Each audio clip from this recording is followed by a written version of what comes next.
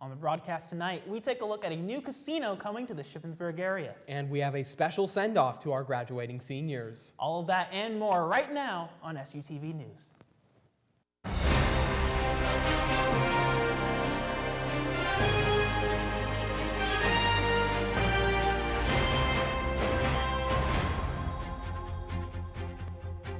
Thanks for joining us on SUTV News. I'm Michael Donegan. And I'm Cullen Mays. The Shippensburg area is opening a brand new casino right here in town. The Shippensburg Parks Casino announced its grand opening plans last week on Facebook. The casino was set to open beside Walmart in November. However, it is still under construction and is set to officially open sometime next year. Featured inside the 73,000 square foot building will include 500 slot machines, 48 electronic table positions, and a first-class restaurant with 100 seats. The menu is set to include stone-baked pizza, burgers, sandwiches, and a list of comfort food, from chicken parm to fish and chips. On top of gambling, the casino will feature sports wagering, so you can bet on dice, cards, and even your favorite college and professional sporting events. The casino will be located at 250 South Conestoga Drive in Shippensburg. Pennsylvania's favorite farm event is returning for its 107th season this January. The 2023 PA Farm Show will run from January 7th to January 14th. This year's theme of the show is Rooted in Progress.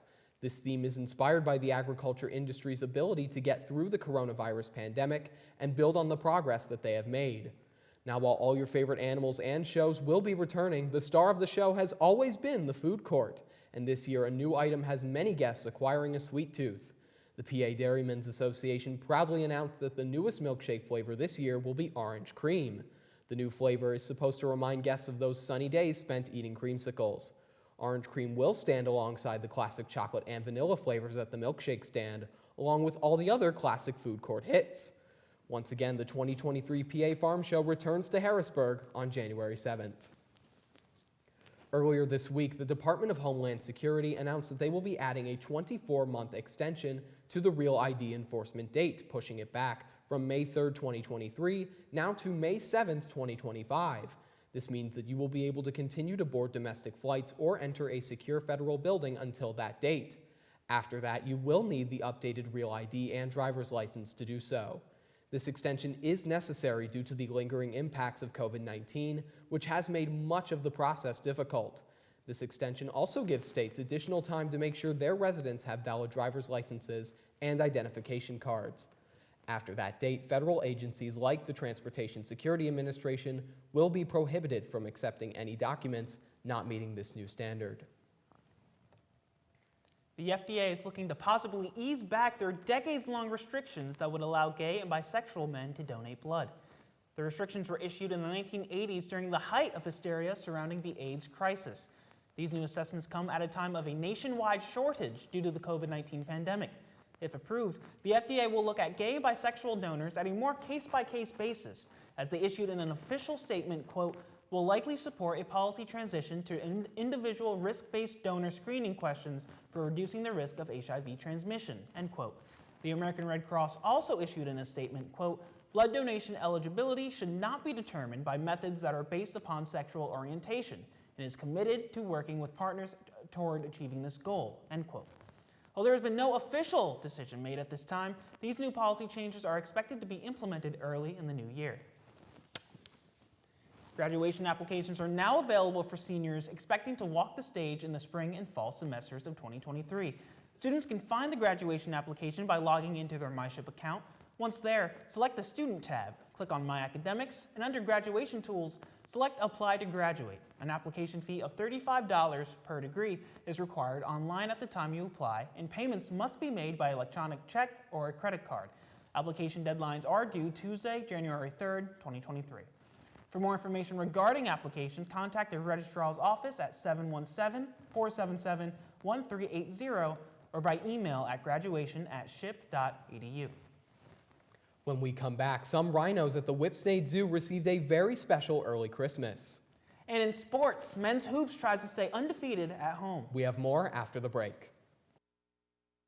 After several nationwide protests, China may finally be easing their COVID restrictions. Haley Galaskis has this week's world news. Brittney Griner is on her way home.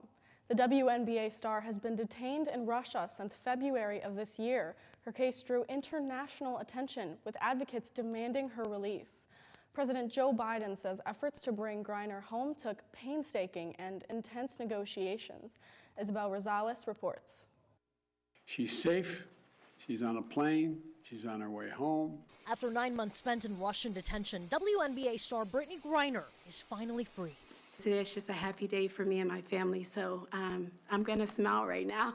President Joe Biden sitting alongside Griner's wife in the Oval Office as he spoke to the Olympic gold medalist on the phone. This is a day we've worked toward for a long time. Griner was arrested on drug charges at a Russian airport last February. Testifying, she inadvertently packed the cannabis oil found in her luggage. She was sentenced to 9 years in prison in early August. She endured mistreatment in a show trial in Russia with characteristic grit and incredible dignity. Griner's lawyer confirming the release was part of a prisoner swap with convicted arms dealer Victor Boot. The exchange did not include Paul Whelan, another American the State Department has declared wrongfully detained in Russia. For totally illegitimate reasons, Russia is treating Paul's case differently than Brittney's. The president promises efforts to secure his release will continue. BG and I will remain committed to the work of getting every American home, including Paul, whose family is in our hearts today as we celebrate BG being home. On Wednesday, Russian President Vladimir Putin said the threat of nuclear war is increasing. He stopped short of pledging Russia would not be the first to resort to nuclear weapons in a conflict. The Russian leader's comments came in a meeting at the Kremlin with Russia's Human Rights Council. While not committing to not being the first to use nuclear weapons, Putin said Russia's nuclear strategy is based on the idea of the so-called retaliatory strike. He also seemed to criticize the U.S. for having, in his words, U.S. nuclear weapons scattered across Europe, while Russia, he says, has not proliferated nuclear weapons past its borders. Christmas came a little early to a pair of rhinos at the ZSL Whipsnade Zoo. Staffers gave Julia, a one-horn rhino, and her mother, Bihan, big gift boxes full of their favorite foods. Mother and daughter obviously enjoyed the gift as they quickly started to devour delicacies like cabbage, carrots, and hay. ZSL Whipsnade is the largest zoo in the UK, and officials say the 3-year-old rhino calf and her mother would love to see visitors during the end-of-the-year holiday season. China is easing its COVID restrictions following the most widespread protests against the measures that the nation has seen in a generation. Many ordinary citizens there are exhausted by the lockdowns and quarantines, but with winter underway, experts are warning that easing these restrictions could set off an avalanche of COVID deaths, especially because the country's elderly are lagging behind when it comes to vaccinations, an issue which Hong Kong also faces. CNN's Ivan Watson has more from the city, which also suffered the world's highest COVID death rate. China is the last country in the world still trying to completely eradicate COVID. But after months of harsh restrictions, some of the COVID lockdown barriers in China are starting to come down. This move by authorities comes just days after protests erupted across the country against Beijing's zero COVID policy.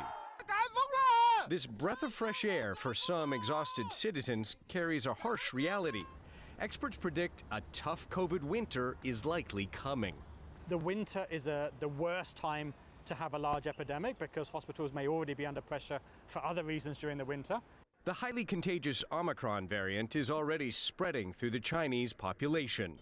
Unlike the rest of the world, very, very few people in China proportionally have had COVID. And that's because of the strict lockdowns that the Chinese government has implemented. And so there's a very low baseline immunity. The other issue is that China has been using its domestically produced vaccines, which are less effective than the mRNA vaccines. China has one of the world's highest COVID vaccination rates. But vaccination for the elderly in China lags far behind. 23% of Chinese citizens over 80 are completely unvaccinated. That leaves roughly 8.4 million very vulnerable, unvaccinated people. So if COVID was to spread through China now, I think we'd see a lot of severe cases in that group of people with either no vaccination or no recent vaccination. Epidemiologists say Hong Kong may offer a roadmap for what could happen in mainland China. After Hong Kong successfully maintained a zero-COVID bubble for nearly 2 years, Omicron spread out of control here last winter. At the peak of the outbreak, Hong Kong suffered more than 7,000 deaths in 6 weeks, most of them elderly. At the time, it was the highest COVID mortality rate in the world, driven largely, experts say, by very low vaccination rates among people over 60. Per capita, mainland China has almost half the number of critical care beds in hospital compared to Hong Kong. China got its investments backwards. So by putting their focus on testing and not on vaccines and treatments, China has actually not prepared the country and the citizens for what happens when zero COVID ends, which it inevitably would end at some point. China was the scene of the world's first known COVID outbreak in December of 2019. If the experts are right, it could also be the last country that faces a COVID crisis. Ivan Watson, CNN, Hong Kong. That's it for World News this week. I'm Haley Galaskis. Now back to Michael and Cullen at the desk. When we come back in entertainment, one of Disney World's most beloved attractions is permanently closing. We have more after the break. You know, Michael, you definitely know a lot more about the weather than I do, being a former weather anchor, but honestly, December's weather so far has not been that cold. That is true. I even have the weather anchor suit on, but you're right, it hasn't been too cold yet. It's definitely getting colder, but now Jacob's going to give you all the latest with this week's weather. Well, guys, if you're dreaming of a white Christmas, you better stay asleep for the rest of the month. In fact, any snow at all over these next few weeks, I wouldn't bet on anything big. Tonight, though, clouds roll on out of here. Temps drop down into the low 30s. Tomorrow, a little bit cooler than today, into the mid-40s. A little more sun. Not a bad day at all for the last day of the semester. A little windy, though. Wind gusts up over 20 miles an hour. Looking ahead, though, Saturday, it's graduation day, and it looks all right. We were watching a chance of rain and snow overnight between Friday and Saturday, but that's out of the picture at this point. More sun than Friday, but again, colder. We don't even get out of the 30s. Rainy on Sunday, that's that chance that we could see a few snowflakes sneak in overnight. But we're far away from a winter wonderland at that point. Early next week, we dry out with the temps in the low 40s before our next rainmaker comes in on Wednesday and Thursday, before we dry out once again heading into the weekend. Typical fall weather for this time of year, and if you hate the snow, well, congratulations. You won't see much of it around here. If you're a fan of the white stuff, well, better luck next year. That's it for the weather this week. I trade in the green screen, and I have to get suited up for sports. Now over to Brix Minguez, who has a look at this week's entertainment.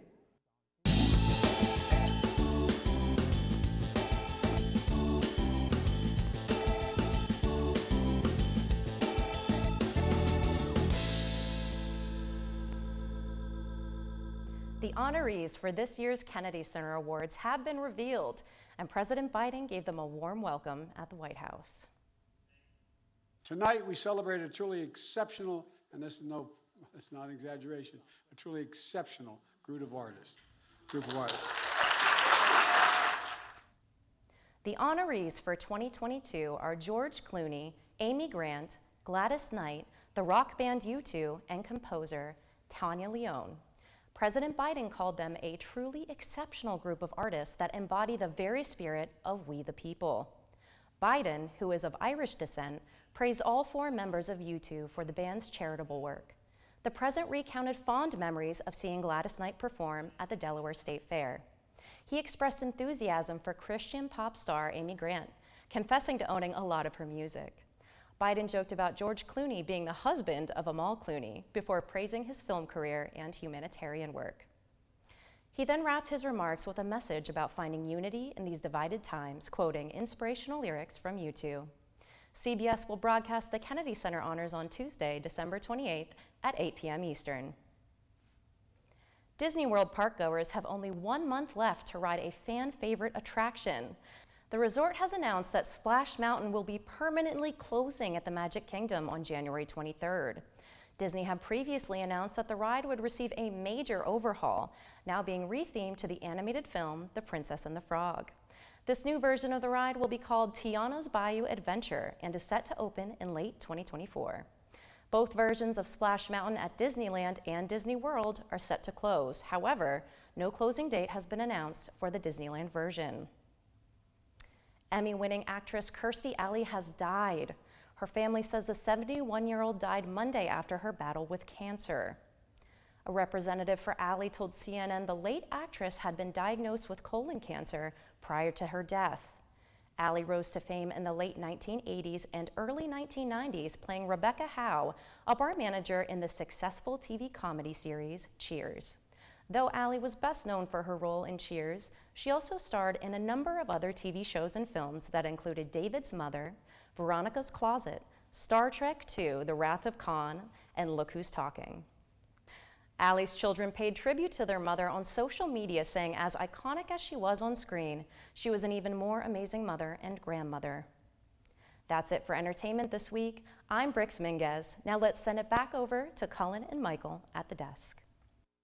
When we come back in sports, field hockey travels to the national championship in Seattle. We have more after this.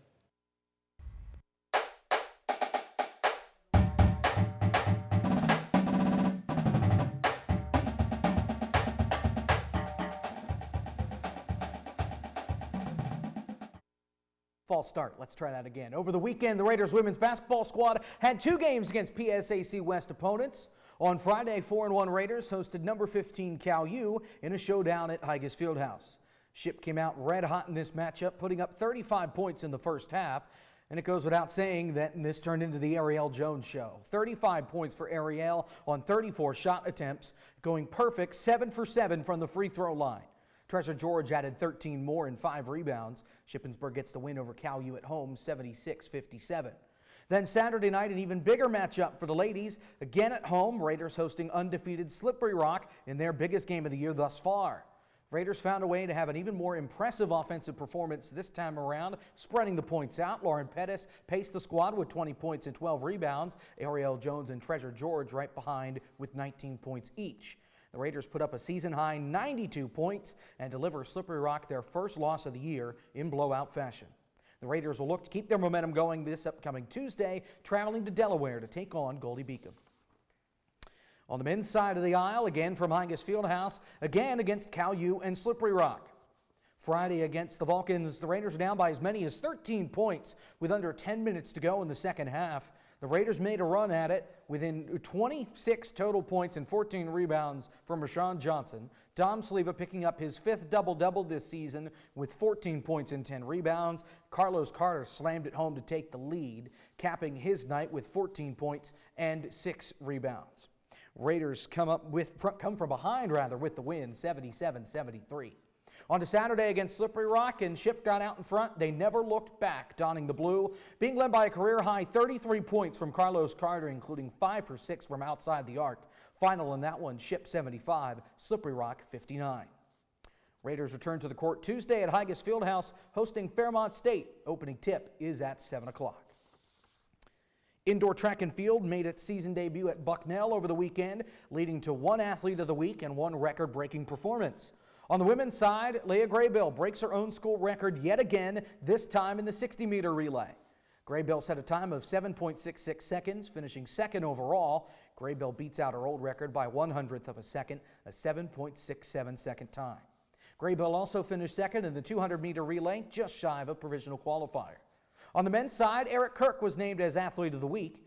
Kirk came away with 3 wins on the weekend in the 60, the 200, and as part of the 4x400. Kirk's time in the 60, a 6.82 second time, is enough to qualify him for the PSAC Championships, 7/100ths off of Stephon Brown's school record that took him to the national championship. The Raiders return to the track next semester, again traveling to Bucknell for the Golden Invitation. And after a 2-goal victory Thursday night against Westchester, the Raiders moved on to the national championship game on Saturday against East Stroudsburg. This game was all defense. Neither team able to score in the first half. The only goal in the game coming with under 30 seconds left. Nicole Krauser for East Stroudsburg redirects the pass, gets it past Lindsay Trapoto in net for the Raiders to give the Warriors a 1-0 lead. The Warriors hung on for the final 30-some seconds to beat the Raiders 1-0, winning their first field hockey national title. The Raiders finished the season with a 16-4 record and their 2nd straight national championship appearance. This is the first game the Raiders have been shut out in since September of 2019. The Raiders are still 17-11 all-time in the NCAA tournament. That's it for sports this week. I'm Jacob Pitts. Now back over to Michael and Cullen at the desk. When we come back, we give our graduating seniors one final send-off. Stay tuned.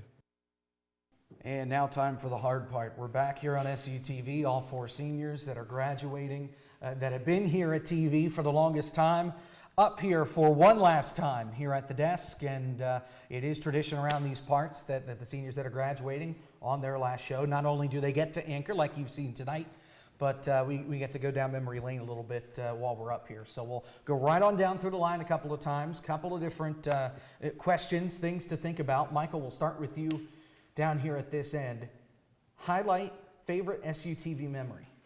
Favorite SUTV memory. I'll have to say my favorite SUTV memory is probably my first night doing weather anchor last semester, because you were showing me how to write the scripts, put the graphics in, and also how to anchor. And I remember you had a weather segment that show, I think, and you did it so effortlessly. And I'm just like, how am I supposed to follow? How does this dude do this? How am I supposed to follow that? But that basically gave me a good idea of what I was in for. Not barking at the desk? Not barking at the desk, no. Not barking at the desk, no. Bricks, how about you? Favorite SUTV memory? Well, this is a pretty easy one for me. And, I thought being nominated for an Emmy was pretty groundbreaking enough. But winning an Emmy, that was something I will never forget. So, hands down, that was the best moment for me. And getting to experience it with you guys, all going together that night. And I'll just never forget that. Colin, I'll go to you. Well, Bricks kind of took my answer, but I do have another good one. At the end of my first semester here, 2 alumni decided that they would do a fun spoof award show for SUTV called the Shippies, which is a spoof of the Dundies from The Office. And they did they had an absolute blast just making jokes, coming up with all these silly things to say about SUTV and about us. And it's a tradition that we've kept going thus far, and I really hope that it keeps going because I think it kind of strengthens that bond that we all have. That'll be somebody else's problem come the spring. For me, gosh, okay, so Emmys I feel like is the obvious choice up here, at least out of those of us that have been able to experience it. But just being able to call for the last 3.5 years, call football, call basketball. Yeah, COVID wiped out a season in there, but still, every single time we went on the air, it's always something special, always something different, and something I'm going to miss around here for sure. So, obviously, we're graduating in 2 days. Future plans. Again, start with Michael. Well, I guess this is my first time actually officially coming out with it, but I actually got hired at CBS 21 in Harrisburg as a digital content producer. So I'd be writing articles for their website and managing their social media in a sense. So very excited for it. Thank you. Well, for me, I'm continuing my ship journey here, and I'm going to be attending graduate school and hopefully getting some great film internships in the meantime, but I will still be around for SUTV. I'm throwing out the anchor. I'm getting off the ship. It's time, and it's still on the hunt for what's next, but coming down the pipeline sooner or later.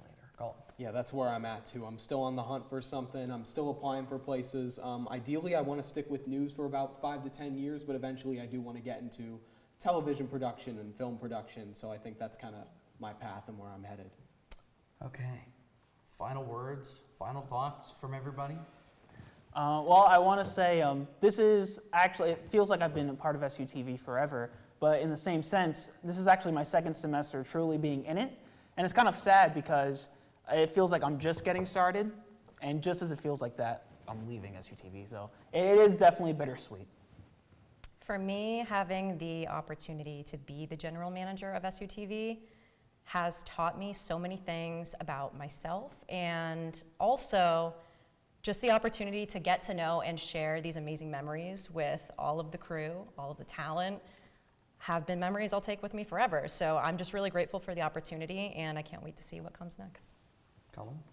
From being an anchor for both Know Your Ship and World News to now being news director, it's been quite a ride here at SUTV. And I feel like, you know, I haven't been here that long in the grand scheme of things. This is only my 4th semester, but, you know, it was such a good time. And I really don't want to leave, but I mean, it's been a great few years. And I really hope that SUTV keeps going. I think it definitely has a bright future ahead of it.